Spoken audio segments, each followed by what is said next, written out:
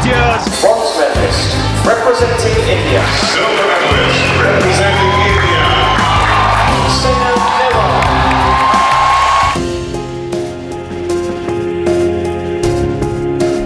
जो देश के लिए स्वर्ण पदक जीतते हैं, देश को किसी भी क्षेत्र में नंबर 1 पोजीशन पर लेकर जाते हैं, सरकार और प्रशासन उन्हें खुले हाथों से पुरस्कारित करती है, सम्मानित करती है। इन नेशनल हीरोज को अच्छी नौकरियां प्रदान की जाती हैं, फ्लैट्स दिए जाते हैं, सहूलतें दी जाती हैं, और ये सब कुछ उन्हें मिलना ही चाहिए क्योंकि उन्होंने अपने देश का नाम रोशन किया है। लेकिन देश के कुछ ऐसे बहादुर बेटे और बेटियां भी हैं जिनकी देशभक्ति, साहस और बहादुरी के कारनामे सरकार, मीडिया और समाज तीनों की याददाश्त से ओझल हो जाते हैं, गुमनामी की धुंध में गायब हो जाते हैं।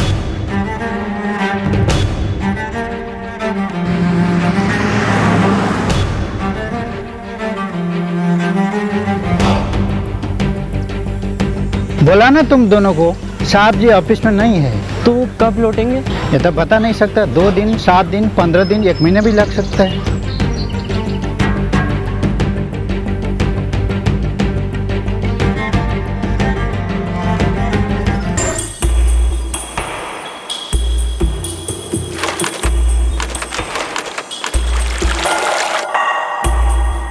अरे दादा जरा संभाल के। हाँ उतारिए उतारिए उतारिए। हाथ जरा हाथ लगे, आराम से। देखिए देखिए गिरे ना, कांच का चीज है। हाँ लेके आइए। हाँ ये लेके आइए लेके आइए। अरे इधर से चलिए। आ गया। आ गया। चलिए चलिए।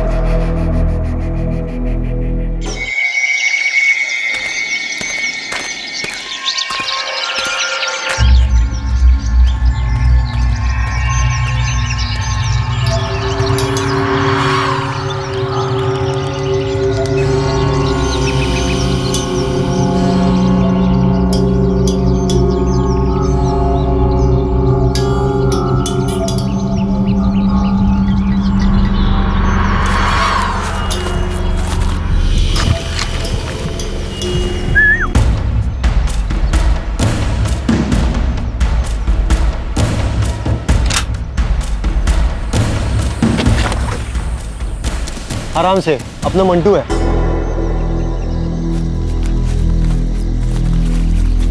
सुपंदा एजन पीटी टीचर আছে मृणाल ब्रह्मचौधरी। आजकल बहुत खरीदारी हो रही है घर में, टीवी, फ्रिज और पता नहीं क्या क्या। कितना मांग सकते हैं? 5 तो आराम से दे सकेगा। चीरू, गोभी, ये काम तुम दोनों करोगे, और हाँ परसों तक पैसे हाथ में आ जाना चाहिए। इससे ज्यादा देर नहीं हो सकती, हमारी गोलियां खत्म होने को आई है। ये मोबाइल नंबर है मृणाल ब्रह्मचौधरी का, थोड़ा संभाल कर। हाँ वो थोड़ा पहलवान टाइप आदमी है।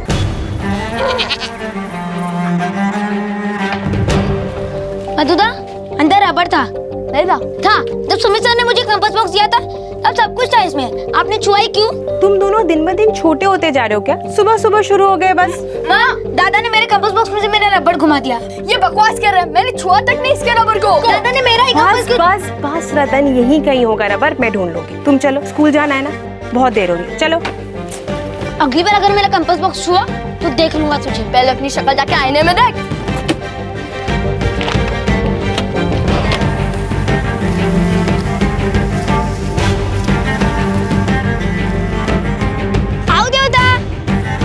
हाँ ठीक है, अच्छे से मन लगाकर पढ़ाई करना।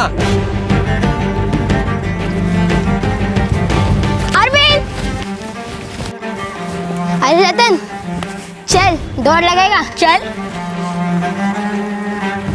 1 2 3।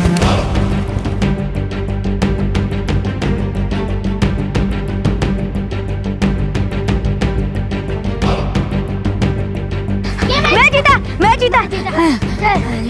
मैं पहले आया।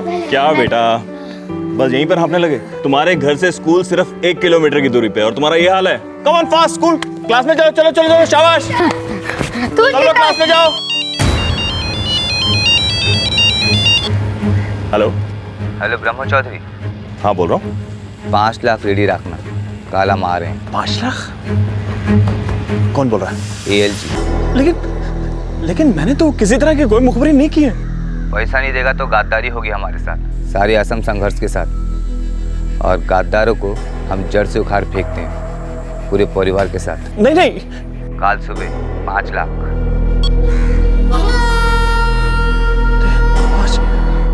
सन 2004 उत्तर पूर्वीय राज्य आसाम में अलगाववादी शस्त्र संगठनों के बीच पावर स्ट्रगल अपनी पीक पर था। अक्सर इन ऑर्गेनाइजेशन की फंडिंग एक्सटॉर्शन और किडनैपिंग द्वारा होती थी। अलगाववाद का रास्ता चुनने वाले ये युवक 24 घंटे सुरक्षा बल से लड़ रहे थे। उन्हें हर वक्त फंडिंग की जरूरत होती थी, हथियारों के लिए, खबरियों के लिए, बेसिकली जिंदा रहकर लड़ने के लिए।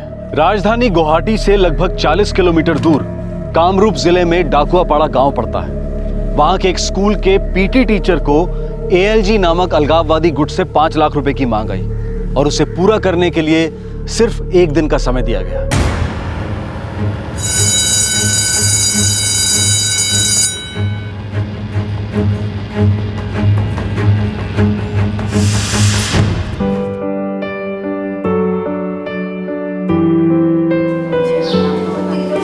Good morning sir. बैठो बैठो बैठो बैठो। तुम में से ऐसा कितना बच्चा है जो ये मानता है कि पृथ्वी गोल नहीं है? नहीं सर, पृथ्वी गोल है। पृथ्वी गोल है? हाँ। तो फिर यहां पर रहने वाले सभी लोग नीचे क्यों नहीं गिर जाते? अरविंद, आप बेंच पे खड़ा हो जाओ। सर मैंने कुछ नहीं किया। अरे कुछ किया नहीं है, करोगे, खड़े हो जाओ। अब आप ऊपर की तरफ कूदो। कहां गया, कहां गया, कहां, किधर गया, कहां गया भाई? सर मैं यहाँ हूँ। ये यहाँ क्या कर रहा है? तू तो ऊपर गया था ना। बैठो बैठो।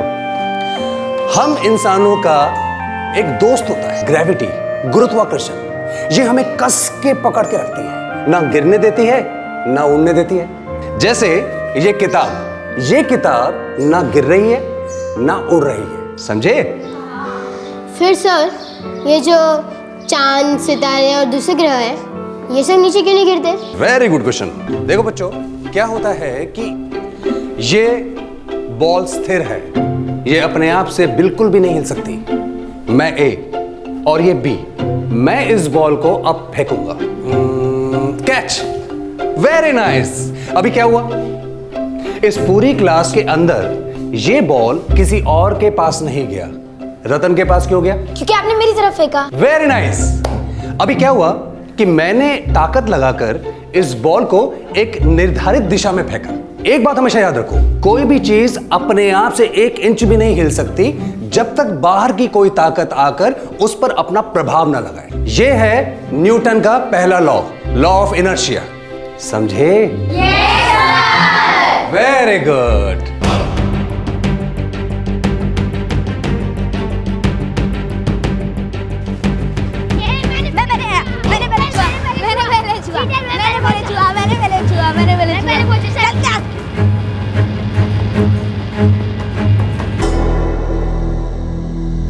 चार ही गोली बची है हमारे पास। अगर गोली के लिए हमें पैसे नहीं मिले तो लेने के देने पड़ जाएंगे। चिरू, गोपी, तुम लोग जाओ और किसी भी तरह पैसे निकलवाओ उस मास्टर से। जाओ।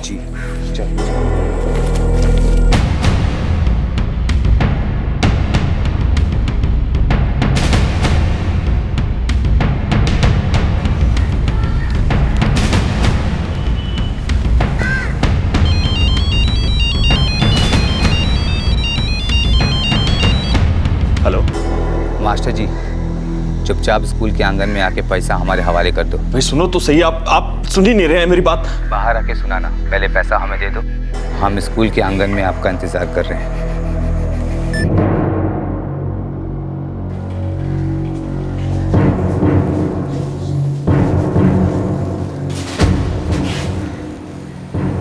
Mrinal sir,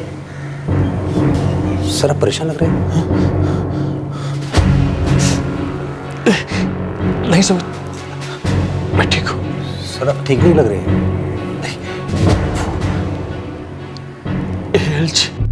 Assam liberation group? हाँ, आसाम लिबरेशन ग्रुप कंपाउंड में वो लोग मुझसे 5 लाख रुपए मांग रहे।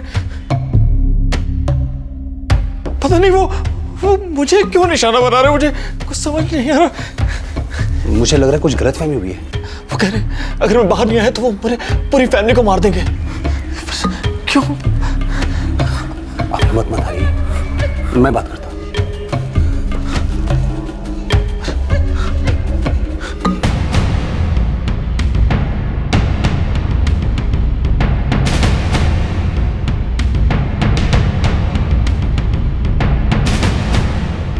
पैसा कहाँ है? देखिए 2 मिनट बात करते हैं हम लोग। पहले पैसा दो।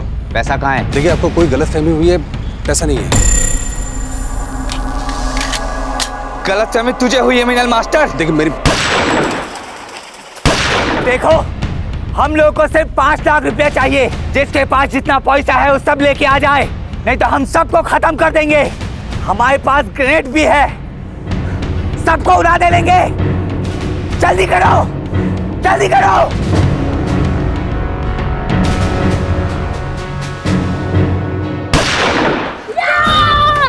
छोड़ छोड़। सुमित, सुमित, पुलिस! अरे कोई पुलिस को बुलाओ! पुलिस को बुलाओ!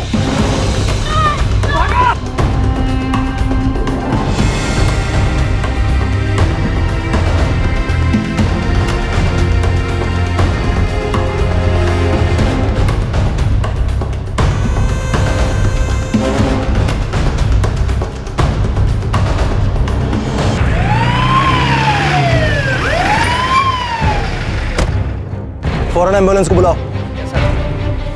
किधर गए? वो लोग जंगल की ओर भागे ऑफिसर, और उनके पीछे पीछे हमारे 2 स्टूडेंट्स रतन और अरविंदो, वे लोग भी पीछे भागे। एक एक्स्ट्रा यूनिट यहाँ पर तैनात करो। मैं नागेश और चेतन को लेकर जंगल की तरफ जा रहा हूँ। कम ऑन, फास्ट करो आप।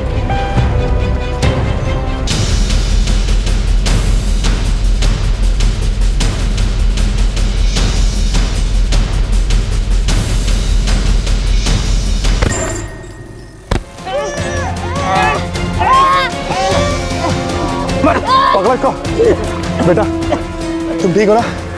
ये तो 2 थे। एक वहां डर के भाग गया। पकड़ो साले को, छोड़ना मत।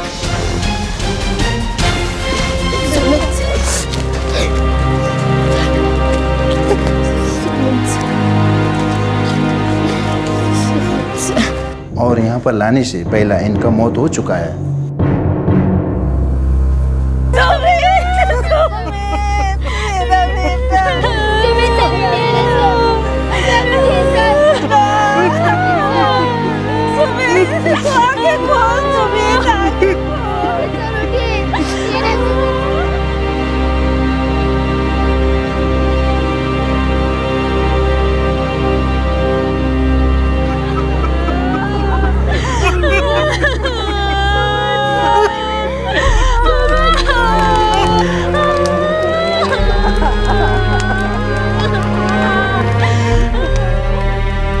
तीस वर्षीय साइंस टीचर सुमित बरुआ अपने एक कलीग की तरफ से अलगाववादियों से बात करने गया था, पर उन्होंने सुमित की हत्या कर दी। सुमित अपने स्कूल का बेहद पॉपुलर टीचर था।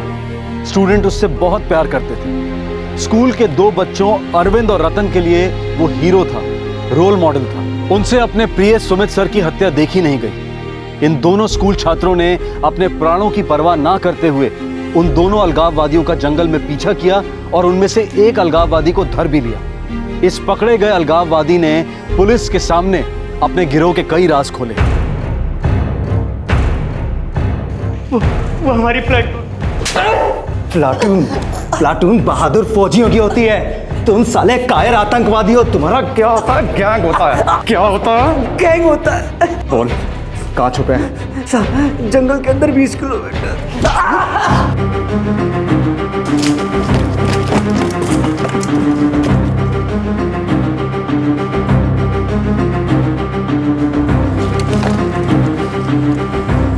आकर वो ज़्यादा दूर तक नहीं गए। चलो।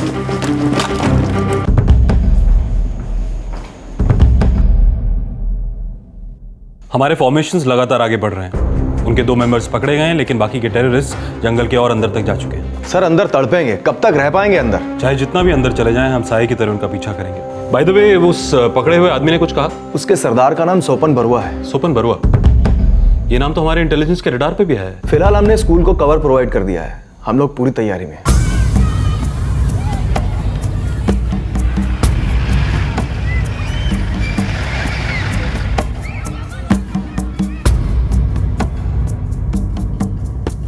पता नहीं क्यों ऑफिसर, वे लोग हमारे स्पोर्ट्स टीचर मृणाल बम्बर चौधरी से इतने पैसे क्यों मांग रहे थे?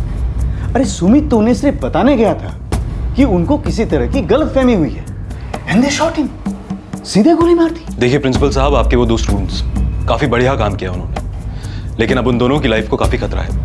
Oh my God. देखिए, इन टेररिस्ट के खबरी गांव-गांव में मौजूद हैं और सोपन बरुआ का गैंग इन दोनों लड़कों पर अपनी सारी फ्रस्ट्रेशन उतारने की कोशिश करेगा। तो फिर ऑफिसर, आपकी राय में हमें क्या करना चाहिए? देखिए, हम उन दोनों लड़कों को अपने साथ अपने बेस कैंप ले जाएंगे, वहीं उनकी सिक्योरिटी पूरी तरह से गारंटीड है। Very good. और इनकी फैमिलीज को भी समझाना होगा principal, this is very serious. Okay.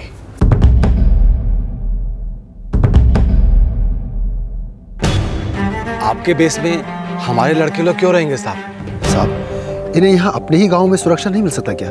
देखिए, आपके लड़कों ने एक खतरनाक आतंकवादी गुट के मेंबर को पकड़कर हमारे हवाले किया है और अब वो लोग इन दोनों लड़कों के खून के प्यासे होंगे। हमारे लिए इन दोनों को यहाँ पर प्रोटेक्ट कर पाना थोड़ा मुश्किल है। बेस कैंप ही सबसे बेस्ट रहेगा, एटलीस्ट कुछ समय के लिए। कुछ समय के लिए? कितने समय के लिए साहब? देखिए, जब तक हमें ये ना लगे कि ये दोनों अब वापस घर आ सकते हैं। लेकिन साहब, इनका स्कूल? अर्नब जी, मलाया जी, आपके लड़कों ने आपका, देश का, स्कूल का, असम का, सबका सर ऊंचा किया। उन्होंने जो किया है वो रोज रोज नहीं होता, और हम जानते हैं कि वो दोनों अभी बच्चे हैं, उनका घर है, स्कूल है, सब कुछ है, लेकिन एडजस्ट तो करना ही पड़ेगा। स्कूल मिस करना होगा। क्या बात करते हैं साहब, परीक्षा सर पर है, इनका तो पूरा साल खराब हो जाएगा। जी नहीं होगा, मैंने स्कूल के प्रिंसिपल से बात कर ली है, ये लोग वापस आकर अपनी सारी परीक्षाएं दे पाएंगे। मतलब आप इन्हें वहां पर लंबे समय तक रहने के लिए लेके जाना चाहते हैं? आप भी तो अपने बच्चों की एक लंबी उम्र चाहते हैं ना, तो प्लीज हमारे साथ कोऑपरेट कीजिए।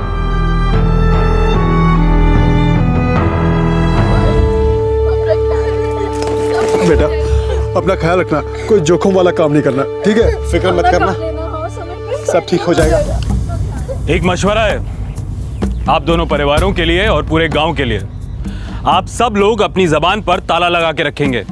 कोई भी इन दोनों लड़कों के बारे में, इस किस्से के बारे में या किसी भी चीज के बारे में किसी से कोई बात नहीं करेगा। समय बहुत खराब चल रहा है, कोई किसी का नहीं है, ठीक है?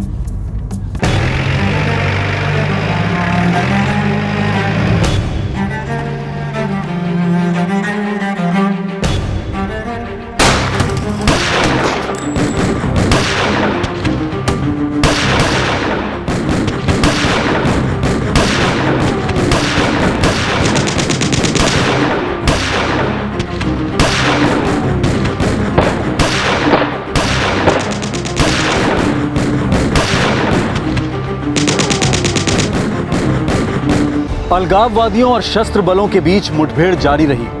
कुछ लोग मारे गए, कुछ पकड़े गए, लेकिन इसके बावजूद लोगों के बीच उनका खौफ कम नहीं हुआ। उनकी धमकियां अक्सर सच हो जाती थी। इन दोनों स्कूल बॉयज अरविंद और रतन की जान को खतरा एक कड़वा सच था। इन दोनों टीनेजर्स की जिंदगी मानो एक वन वे स्ट्रीट में दाखिल हो गई थी, जहां हर कदम पर एक रेड सिग्नल था।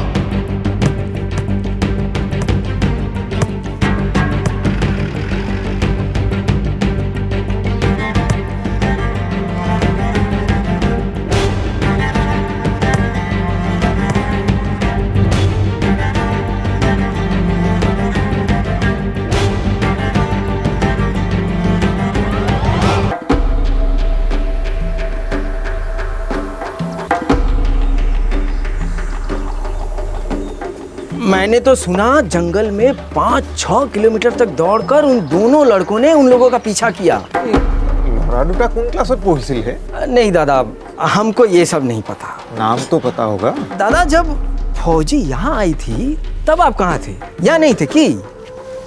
नहीं था। क्यों, क्या हुआ? अरे अगर आप उन दोनों बच्चों का नाम भी लिया ना तो दाएं दाएं फौजी आपको गोली मार देगी। मतलब लड़के फौजियों की हिरासत में हैं, उनकी कैंप में? क्यों? नहीं दादा, हमको वो सब नहीं पता।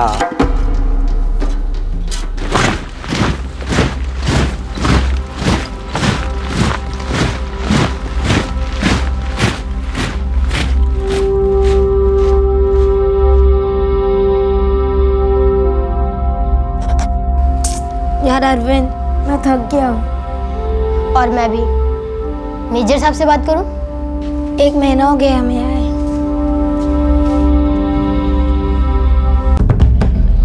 आई अंडरस्टैंड बॉयज कि ये माहौल तुम्हारे लिए एकदम अलग है, लेकिन वो अब तक तुम लोगों के लिए घात लगाए बैठे हैं।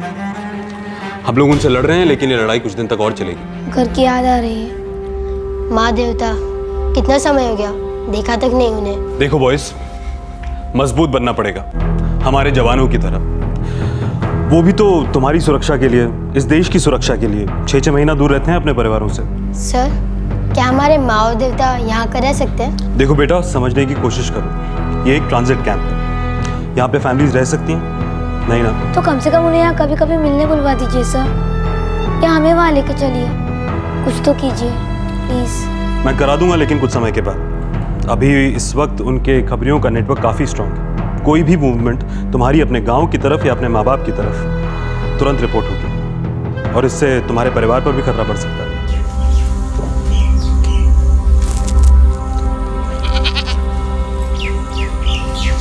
2 महीने हो गए, रतन की कोई खबर नहीं। मेरी फौजियों से बात हुई थी पारोमिता, वो कह रहे थे कि अभी ठीक समय नहीं है उन्हें घर भेजने का। पता नहीं क्या होगा।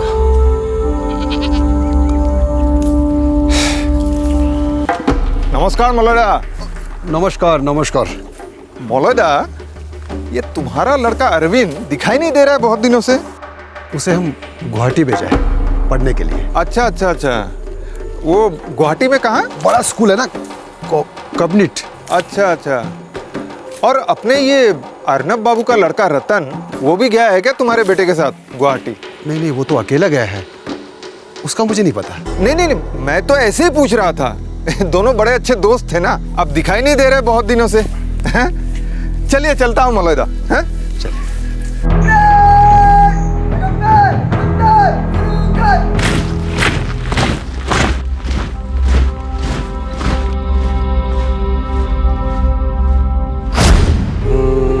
Catch, very nice.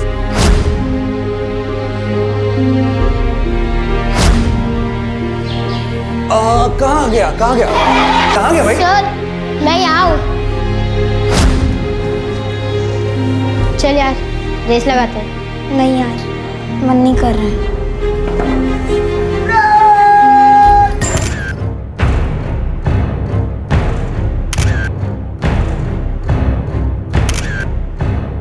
सन 2004 खत्म हुआ और 2005 शुरू हुआ।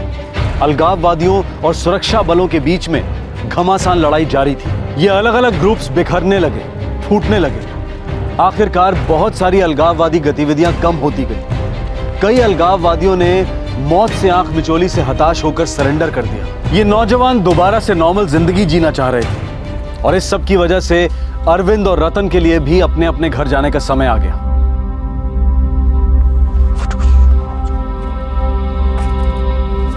ओए रोंदरू, अच्छे से देख ले अपना कंपास बॉक्स। सारी की सारी चीजें वही हैं, कोई भी चीज इधर से उधर नहीं हुई है, समझा?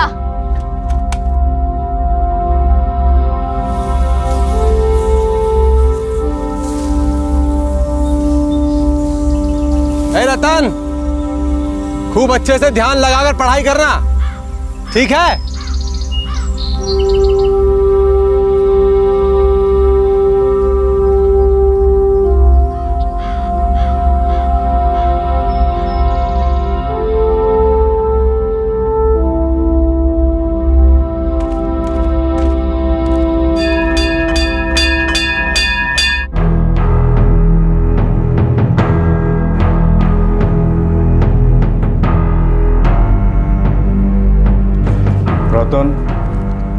और अरविंदो, हम सभी टीचर्स और बोर्ड ये जानते हैं कि तुम लोगों पे क्या बीती है। इतने दिनों से स्कूल से बाहर रहना, पढ़ाई के बिना रहना इतना आसान नहीं होता। लेकिन बेटे, आगे बढ़ने के लिए एग्जाम्स तो देने ही पड़ेंगे। इसलिए हम स्कूल वालों ने यह फैसला लिया है कि तुम दोनों के लिए दोबारा से एग्जाम लिया जाए। लेकिन हाँ, एग्जाम्स तुम दोनों को पास करने ही पड़ेंगे।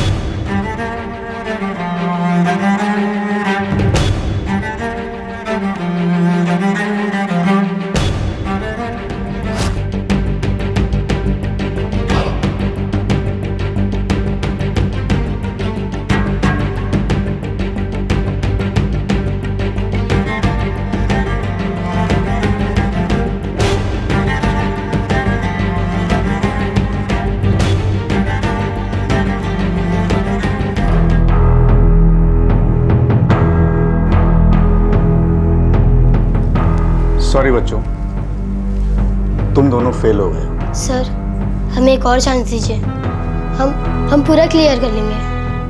आप हमारी हालत जानते हैं, मिलिट्री कैंप में थे, ठीक से पढ़ ही नहीं पाए। सर अभी घर लौटे हैं, थोड़ा टाइम चाहिए। हम पूरा सिलेबस कवर कर लेंगे, आपको पास होकर दिखाएंगे सर। ठीक है, तुम दोनों को मैं एक और चांस देता हूँ। वैसे भी तुम दोनों का एक और चांस तो बनता ही है। Thank you sir.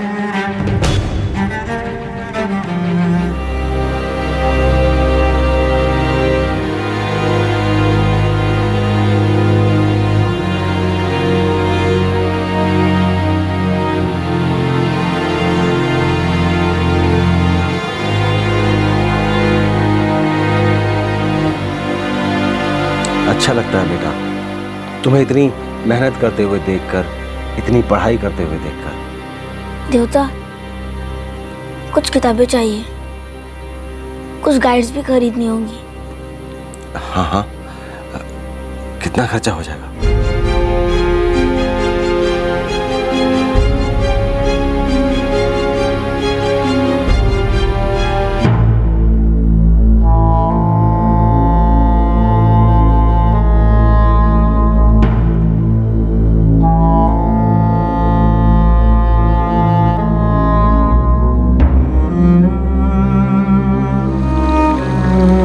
अच्छा रहा। मेरा भी आराम से पास हो जाएगी। कुछ बोल नहीं सकते। जा रहे थे, मुझे डर लग रहा है। किस बात का? पता नहीं, बस डर लगता है।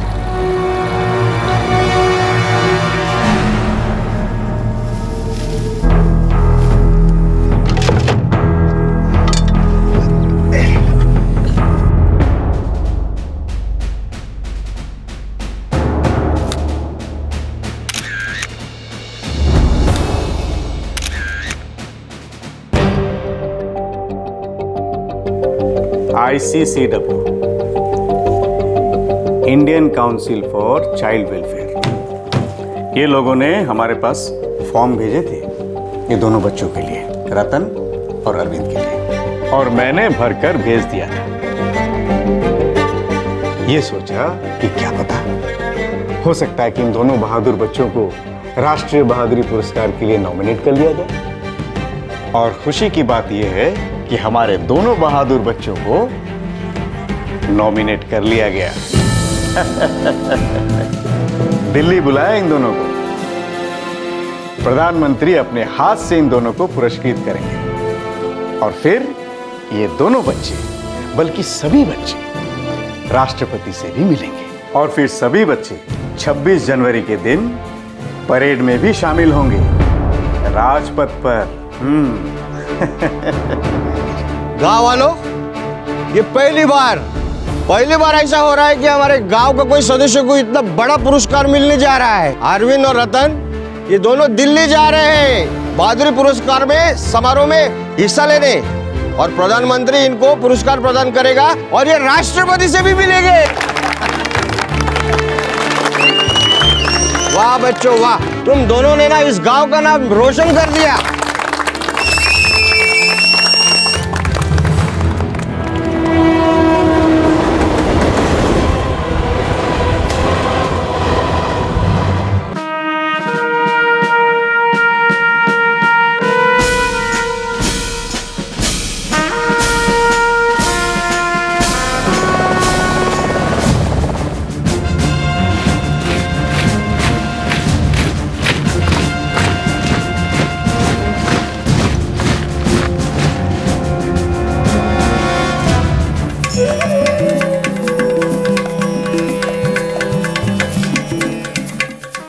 बहादुर लड़कों के शब्दों में हम हमारे साइंस टीचर सुमित बरुआ से बहुत प्रेम करते हैं। आतंकवादियों ने उन्हें मार डाला। उनकी लाश स्कूल के कंपाउंड में पड़ी देखकर हमसे रहा नहीं गया और हमने उनका पीछा किया। 13 साल के रतन और 15 साल के अरविंद, इन दोनों बच्चों ने अपनी बहादुरी का प्रदर्शन किया और सशस्त्र आतंकवादियों का पीछा किया और उन 2 दरिंदों में से एक को पकड़कर पुलिस के हवाले कर दिया। रतन विश्वास और अरविंद दास, डाकुआपारा गांव, जिला कामरूप, आसाम।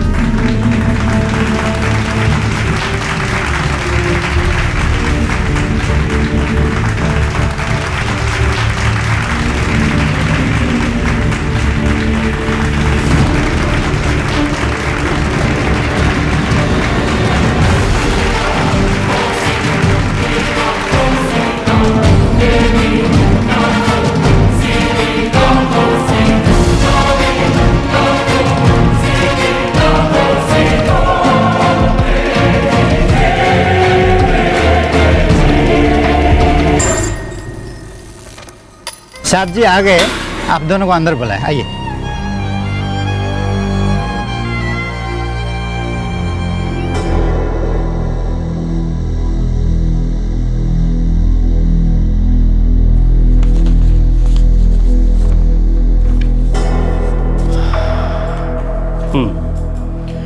आप दोनों हमसे चाहते क्या हो? हमें नौकरियां चाहिए सर। कोई भी सरकारी नौकरी चलेगी सर, बस परमानेंट हो।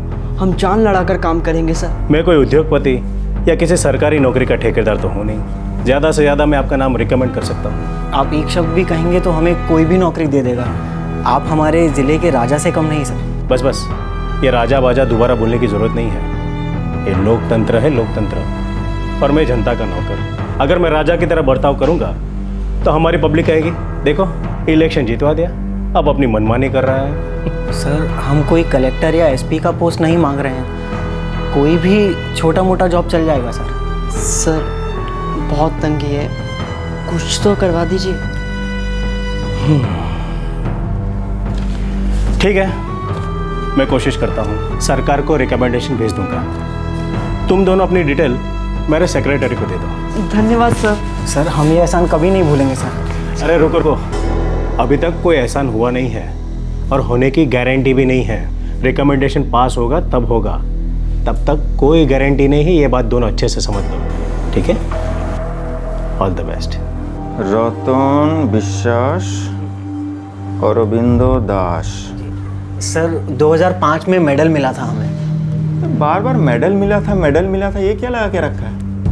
अरे केंद्र सरकार ने मेडल के साथ साथ 10,000 रुपया दिया था और राज्य सरकार ने 5,000 रुपये।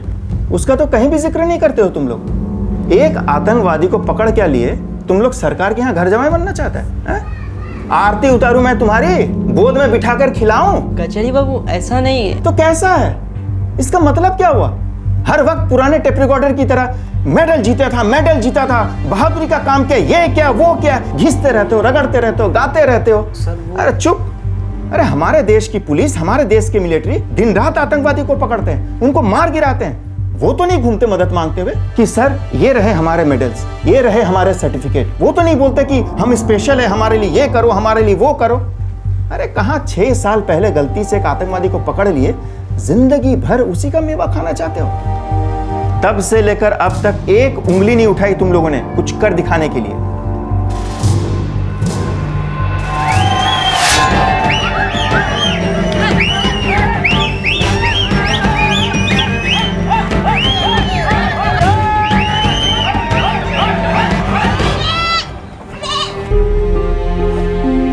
मेरा बेटा सुमित अब तुम्हारे अंदर जीता है। आओ गले लग जाओ मेरे बच्चों, आओ मेरे पास आओ।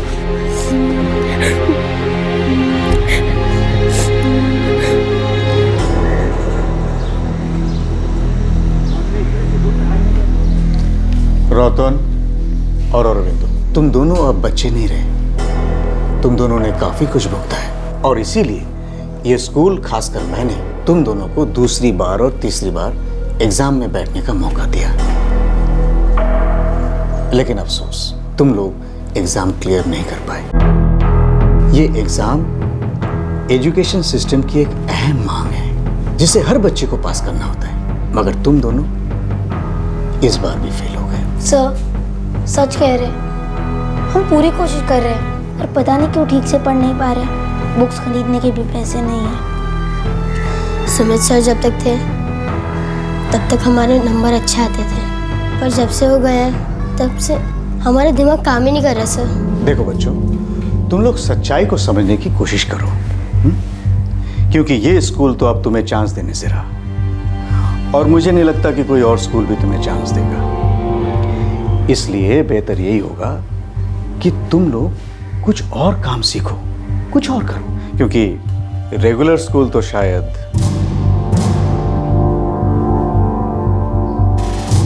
बहादुरी पुरस्कार के साथ जो भी धनराशि मिली थी, अरविंद और रतन ने उसे अपनी पढ़ाई पर खर्च कर दिया, किताबें, गाइड्स, एग्जाम फॉर्म्स वगैरह पर। इन दोनों के परिवार वाले भी इनके पीछे चट्टान की तरह खड़े हो गए थे।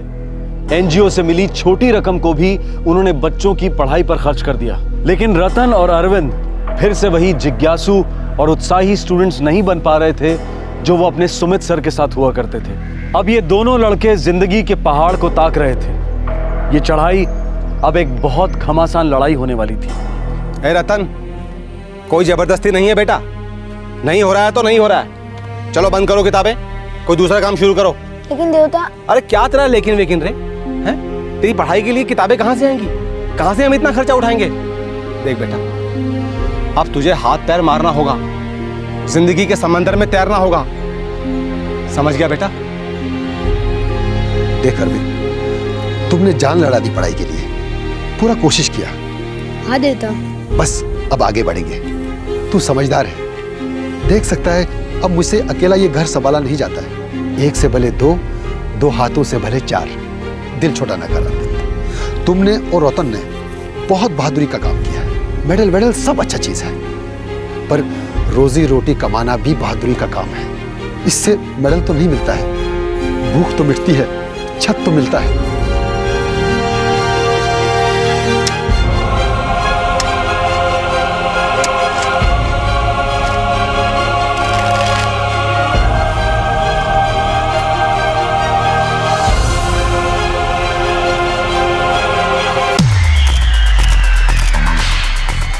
फ्रैंकली मैं आज तक समझ ही नहीं पाया कि अपने आप के लिए खेलने का मतलब क्या होता है। मैं तो सिर्फ टीम के लिए खेलता हूँ। मेरा मकसद तो सिर्फ देश के लिए खेलना होता है, देश के रिकॉर्ड्स के लिए होता है। मेरी रिकॉर्ड्स पर कभी नजर नहीं होती। मैं बस देश को जिताना चाहता हूँ। अरुण, आप देश के लाखों बच्चों के रोल मॉडल हैं और वो सभी चाहते हैं कि वो आपकी तरह खेलें, तो आप उनके लिए क्या मैसेज देना चाहेंगे? हाँ, मैं बस इतना कहना चाहूँगा कि जिस तरह अर्जुन को मछली की आँख दिखी, उन्हें विकेट्स, बाउंड्रीज दिखनी चाहिए। एंडोर्समेंट्स, पैसा, नाम, ये सब बात की चीज़ें, वो सिर्फ कंट्री के लिए खेलें, लीडर होकर खेलें।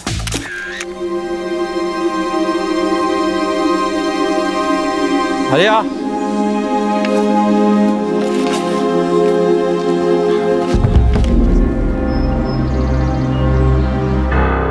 चल रहा है यार, बस घर पर टेंशन रहती है, काम नहीं, पैसा नहीं। मेरे घर नया टेंशन है। अब बोल रहे हैं उम्र हो गई, शादी कर लो। इतने पैसे कमा लेता है जो बीवी कर पाएगा?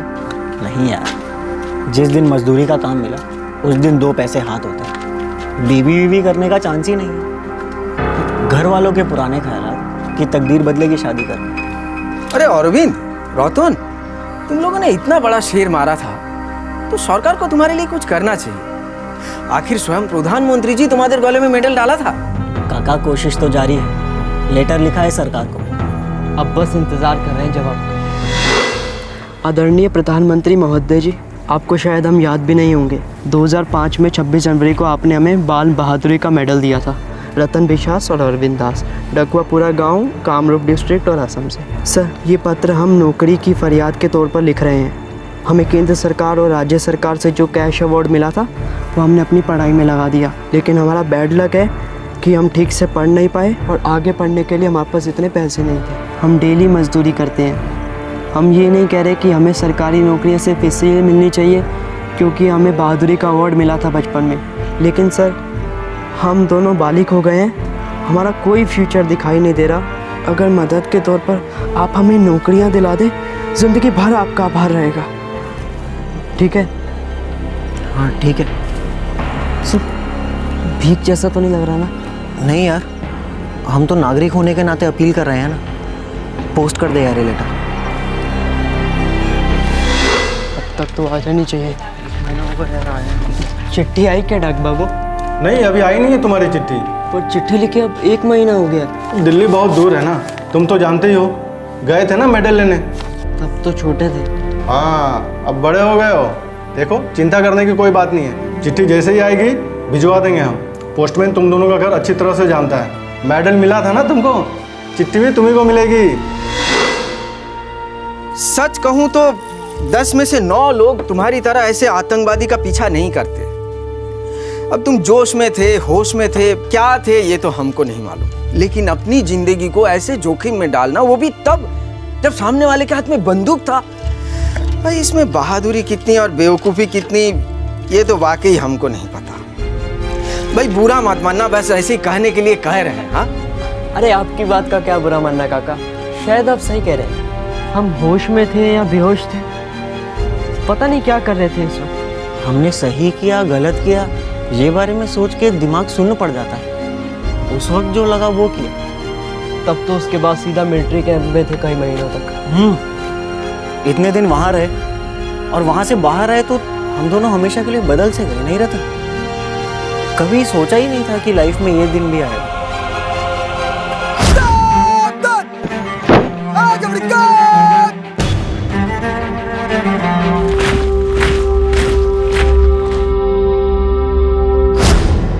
अच्छा, जब इतने समय से तुम लोग मिलिट्री कैंप में रहे हो तो वहीं जाकर क्यों नहीं नौकरी वोकरी मांग लेते?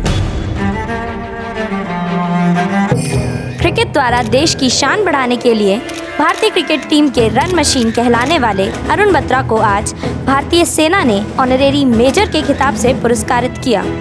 ये खुशी मैं आज बयान नहीं कर सकता। ये पोस्ट, ये यूनिफॉर्म मेरे बचपन का सपना था जो आज सच हुआ है। I love my India.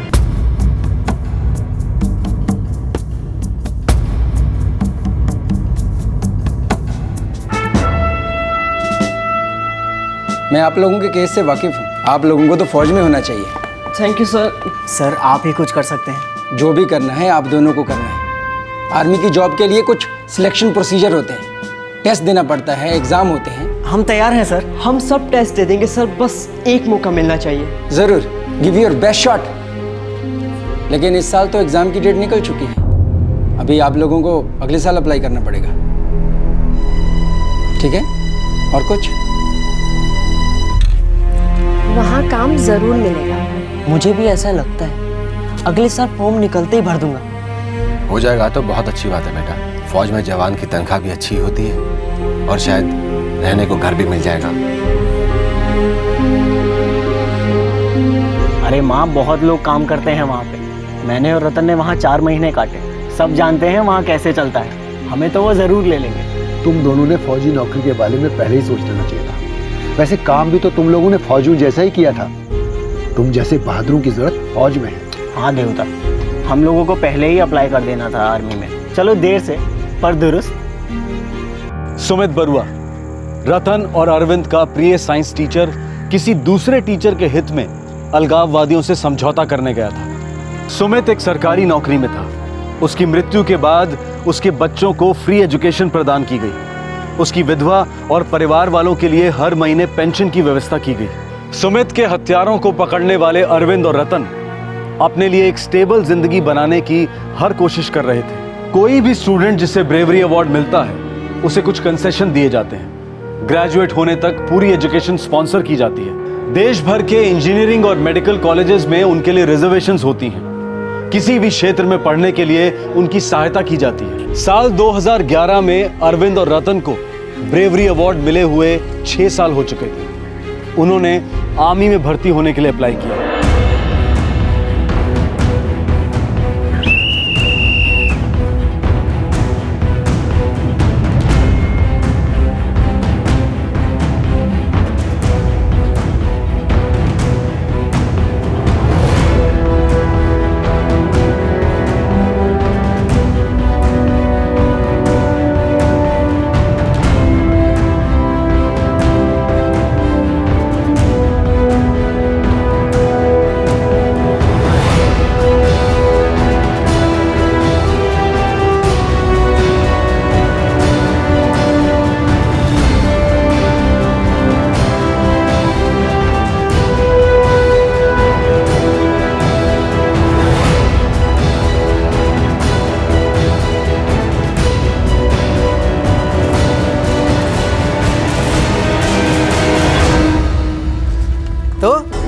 कब आ रहा है बुलावा?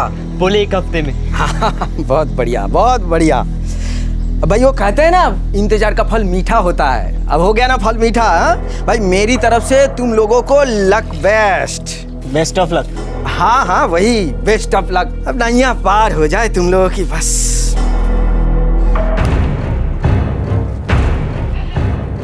क्या हुआ? क्या लिखा है? बताता क्यों नहीं है?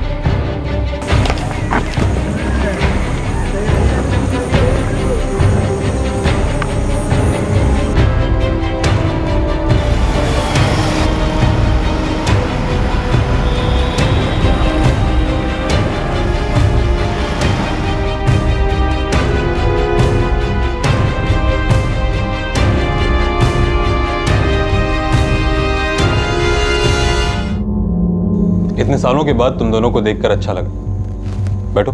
देखो ऐसा है कि हमारी फोर्स की कुछ मिनिमम रिक्वायरमेंट्स होती हैं, फिजिकल, मेंटल, सब कुछ। तुम दोनों ने वो सारे टेस्ट दिए, नंबर कम पड़ गए, सिलेक्ट नहीं हुए। अब इस फैसले को मैं तो क्या कोई भी नहीं बदल सकता। सर हमने खाली हाथों एक आतंकवादी को पकड़ा था, वो भी बचपन में। सर हमें फौजी बनाइए, हम कमाल करके दिखाएंगे सर। अब मैं तुम दोनों को कैसे समझाऊं कि जो तुमने सालों पहले किया था वो एक जुनून में किया था।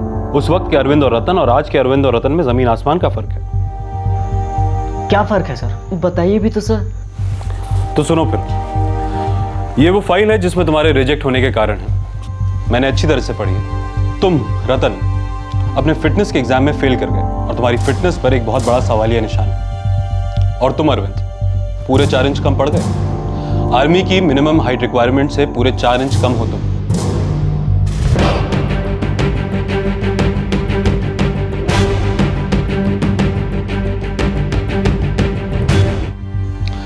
देखो मुझे तुम दोनों के साथ पूरी सहानुभूति है, मगर फौज में तो मैं तुम्हारे लिए कुछ नहीं कर सकता। I am sorry, really sorry. ताकत, पावर, कहां से आती है इंसान में ये ताकत? इंसान के शरीर से? नहीं। हाथ में पकड़े हथियार से? नहीं। ताकत आती है इंसान के दिमाग से, इंसान के उस नजरिए से। और अगर आप में वो हौसला, वो विश्वास है कि आप किसी के लिए कुछ भी कर सकते हैं, तो आप जरूर कीजिए। क्योंकि ताकत और हिम्मत इंसान की वो पहचान है जिससे वो सिर्फ अपने लिए नहीं, दूसरों के लिए किसी भी माहौल में डटकर खड़े हो सके। मैंने तुम दोनों के सारे डिटेल्स नोट कर लिए हैं और अब मैं इसे आगे भी बढ़ाऊंगा। लेकिन हाँ, एक बात और, जब तक तुम दोनों को हमारे यहाँ से या कहीं दूसरे जगह से बुलावा ना आए तो यहाँ आके खड़ा मत हो जाना, अच्छा नहीं लगता, समझे? जाओ।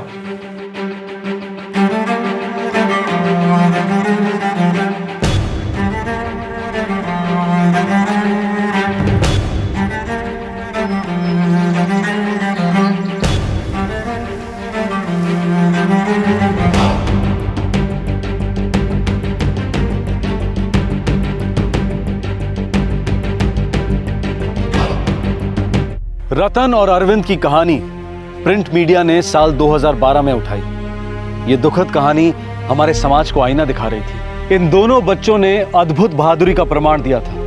इन दोनों को पौधों की तरह से सींचकर एक मजबूत पेड़ बनाने की आवश्यकता थी। उन्होंने जो किया वो सारे देश के युवाओं के लिए एक इंस्पायरिंग एग्जाम्पल है। हमें ऐसा लगता है कि ऐसी मिसाल कायम करने वाले युवकों के साथ न्याय होना चाहिए। उन्हें मदद का वो हाथ मिलना चाहिए जो उन्हें एक मजबूत और आदर्श नागरिक बनाएगा। हेलो, ये ICCW गुवाहाटी का ऑफिस है? यस मैम, मुझे आपसे एक इम्पोर्टेंट केस के बारे में बात करनी थी। कौन सा केस? ये 2005 का केस है, रतन बिस्वास और अरविंद दास। मैम ये दकुआपारा आसाम का केस है, कामरूप डिस्ट्रिक्ट। रतन और अरविंद ने एक बहुत बहादुरी का काम किया था। हाँ, शायद सुना है मैंने। उनके बारे में क्या बात करना है? मैम तब वे बच्चे थे और अब 7 साल बाद उनकी उम्र 22-23 साल की हो चुकी है और उनकी हालत काफी खस्ता है। और जहाँ तक कि मैं जानती हूँ, ICCW सभी ब्रेवरी अवार्ड विजेताओं की एजुकेशन और ऑल ओवर डेवलपमेंट के लिए काफी सक्रिय है। मैं आपसे अपील करना चाहती हूँ कि इन दोनों के लिए भी कुछ किया जाए। रतन बिस्वास और अरविंदो दास। ओके ठीक है, मैं देखती हूँ। मुझे उन दोनों के रिकॉर्ड चेक कर लेने दो। अगर हमारी तरफ से कोई खामियां रह गई है तो मैं उन्हें जरूर रेक्टिफाई करवा दूंगी। Thank you ma'am.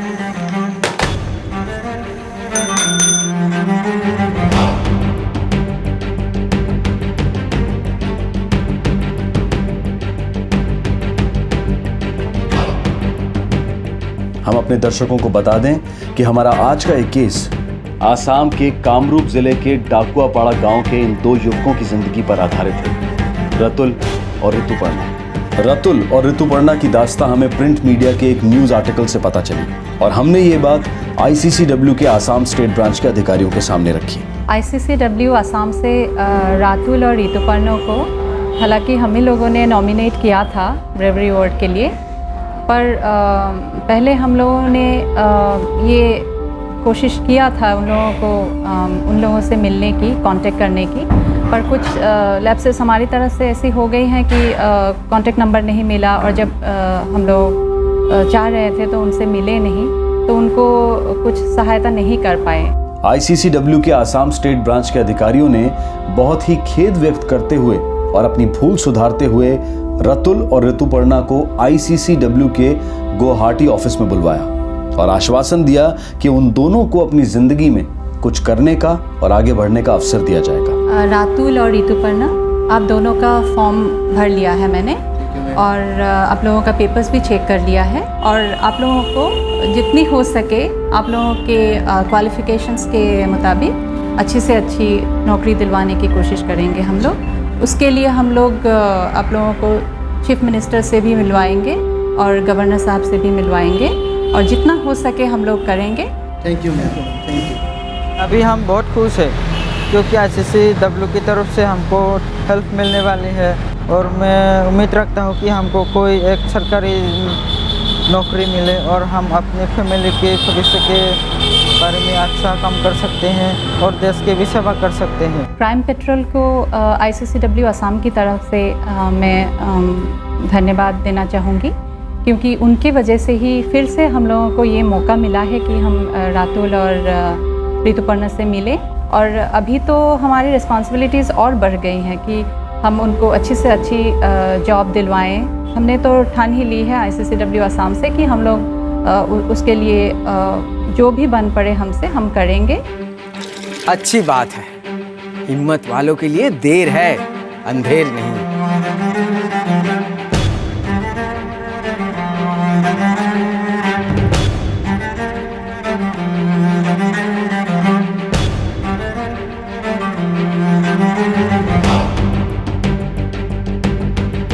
हमें विश्वास है और पूरी उम्मीद है कि ये दो नौजवान जो पिछले 7 सालों से नाउम्मीदी की दीवार पर अपना सर पटक रहे थे, अब इनके साथ ऐसा नहीं होगा। इन्हें नई दिशा मिली है, अवसर मिला है और ये उसका लाभ उठाकर अपनी जिंदगी में कुछ कर दिखाएंगे। अपॉर्चुनिटी की खिड़की हर इंसान को मिलनी चाहिए। अब वो इस खिड़की से बाहर निकलकर आसमान छूता है, 1-2 पायदान चढ़ता है या फिर नीचे गिरता है। ये हर एक की अपनी कैपेसिटी है, अपना हार्डवर्क है और शायद थोड़ा सा हिस्सा किस्मत का भी है। लेकिन अवसर मिलना किस्मत नहीं होना चाहिए, ये एक संवैधानिक अधिकार होना चाहिए। देश के लिए जीता गया कोई स्पोर्ट्स वर्ल्ड कप या कल्चरल अवार्ड और देश की सुरक्षा के लिए अपनी जान पर खेलकर किसी अलगाववादी को पकड़ना, इन दोनों में अंतर करना बहुत बड़ा अन्याय है। अलगाववादियों के खिलाफ लड़ने वाले आम नागरिक भी उतने ही बड़े हीरो हैं जितने कि ओलंपिक्स में मेडल लाने वाले और क्रिकेट में रिकॉर्ड्स बनाने वाले।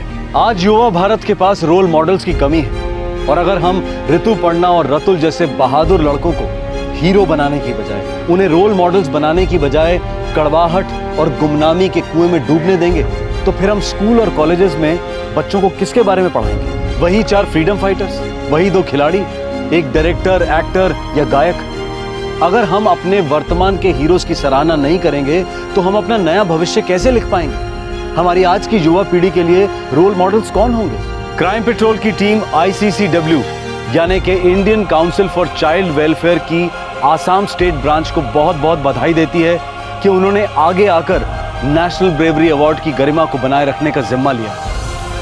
आपसे फिर मुलाकात होगी क्राइम पेट्रोल दस्तक में एक और नए केस के साथ। इस तरह के और भी एपिसोड देखने के लिए हमारे चैनल को सब्सक्राइब करें और बेल आइकन दबाना ना भूलें।